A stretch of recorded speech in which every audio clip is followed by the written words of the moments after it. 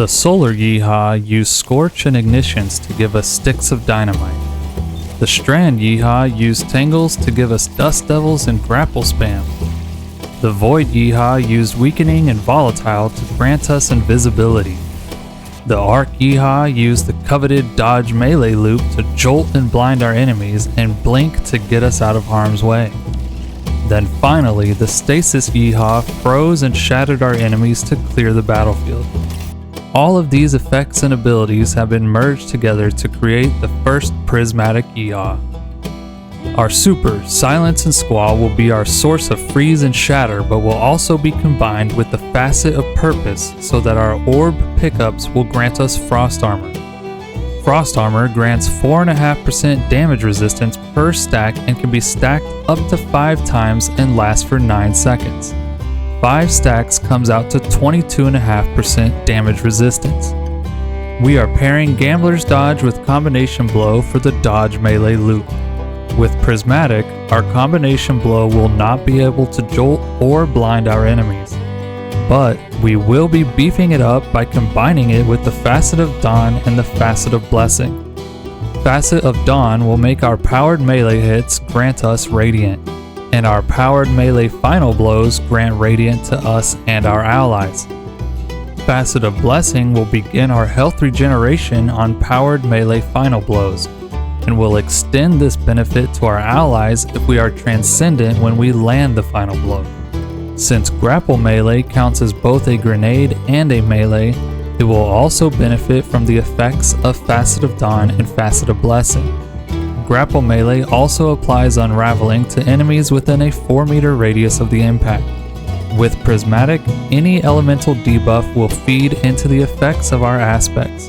So freezing, shattering, scorching, igniting, and unraveling our enemies will trigger our Stylish Executioner aspect to grant us invisibility for 8 seconds and True Sight for 4 seconds. While invisible from Stylish Executioner, our melee attacks deal 150% more damage and apply Weaken for 5 seconds. When the invisibility wears off, we cannot trigger this effect again for 2 seconds.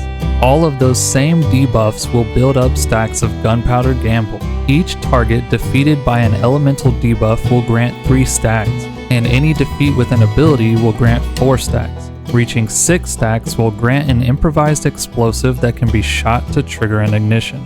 We will be boosting the area of effect of the ignition with the Facet of Ruin. Facet of Ruin also increases the size and damage of our stasis shatters from our super. This also directly benefits our Prismatic Grenade Hailfire Spike, because Hailfire Spike freezes, shatters, and ignites the targets that it is stuck to or that are caught in its area of effect.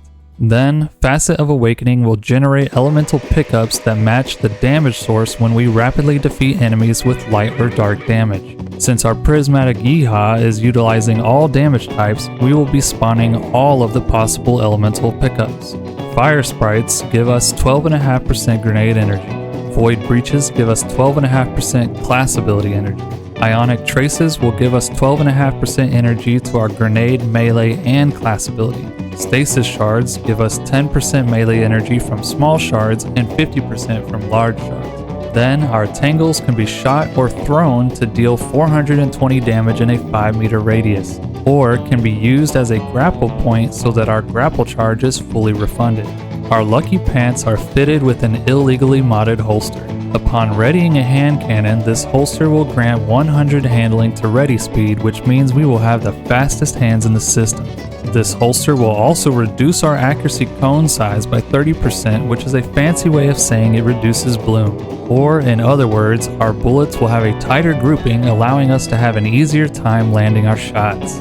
When we ready a fully loaded kinetic hand cannon, or one of an element matching our equipped super, each hit we land within 5.5 seconds will increase our weapon damage by an additive 60%. This buff ramps up to a maximum boost of 600% after landing 10 shots. When the buff runs out, or if we swap weapons, then we will have to wait 10 seconds before we can trigger this effect again. There are a lot of great hand cannons to combine with our Lucky Pants, but none of them will give you a stronger yeehaw than the last word. This 225 RPM kinetic beauty is at its finest when fired from the hip. Hip-fired hits will grant us stacks of fanfire. Each stack will grant us 5 reload speed and further increase our accuracy. You can obtain up to 4 stacks of fanfire, but all stacks are lost upon reloading or aiming down sights. All hip-fired precision hits with this weapon deal 30% more damage. With Transcendence, light damage fills our light bar, darkness damage fills the darkness bar, and kinetic damage fills both bars equally. So for our build, that means our abilities cover both light and dark, and Last Word covers the kinetic damage, and will be heavily contributing to your Transcendence uptime. But for maximum synergy, we also want to make sure our legendary weapons contribute light and darkness damage.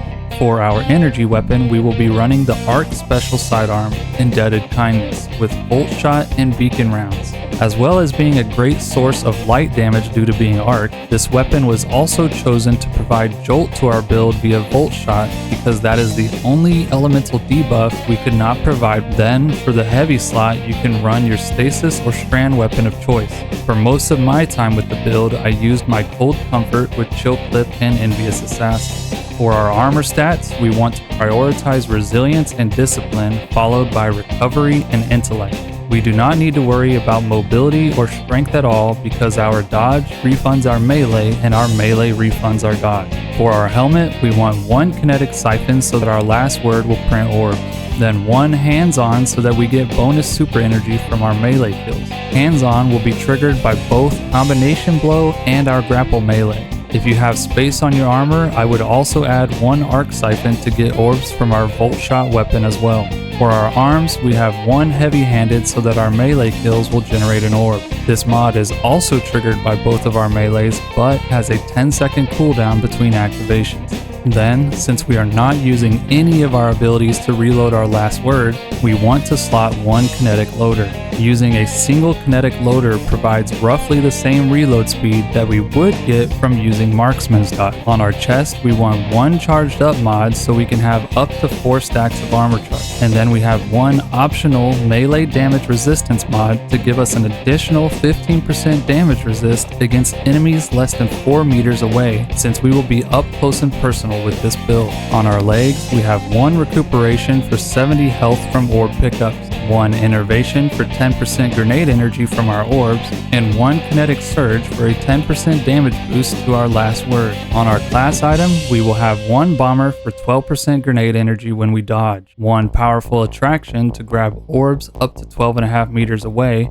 and 1 time dilation so each stack of armor charge lasts for 15 seconds instead of 10, enabling us to have 1 minute of armor charge at 4 stacks. When entering combat, if you are far from the enemy, then start your assault with your grapple melee to close the gap. Then you can use the tangle it will create to wipe out whatever remains. Both of these attacks can trigger invisibility from Stylish Executioner. If you are close to the enemy, you can loop Combination Blow and Gambler's Dodge to wipe out the enemy. However, this dodge melee loop will not trigger Stylish Executioner. So if things get hairy, you can use Blink or Grapple to get away from the group. After 2 kills with Combination Blow or your Grapple Melee Tangle combo, your Gunpowder Gamble should be ready. Throw the improvised explosive into a group of enemies and shoot it with your Last Word for maximum yeehaw. Feel free to use your Last Word as much as you like during combat. For beefy targets, be sure to trigger your Lucky Pants buff by briefly swapping weapons and then empty your Last Word into the enemy.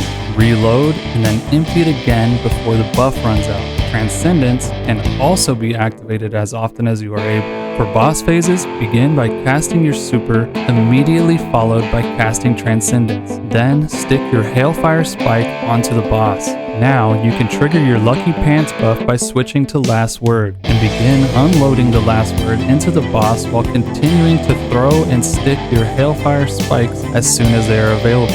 After emptying 2 cylinders with the Last Word, make sure it is reloaded, then switch to your heavy weapon. Continue using your heavy until the luck runs out debuff has expired. Then you can trigger Lucky Pants with the Last Word and repeat until the boss has been defeated.